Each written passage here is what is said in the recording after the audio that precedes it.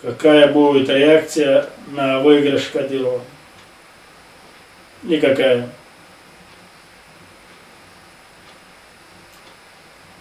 Какая может быть реакция на человека, который назначит Кремль?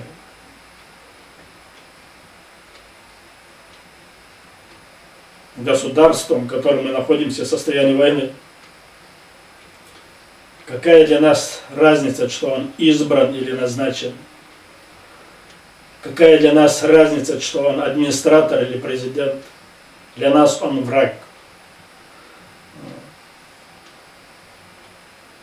Сегодня Кремль считает, что для них самая удобная фигура – это Кадыров.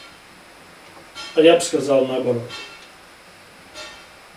Это самая удобная фигура для движения сопротивления. Потому что этого человека ненавидит никто в Чечне. Ни ребенок, ни женщина. От малого до великого.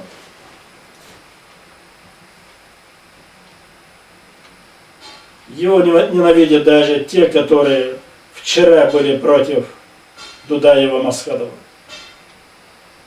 Поэтому объединить всех против этого человека Масхадову будет легче. Значит, он удобная фигура для Масхадова, для движения сопротивления.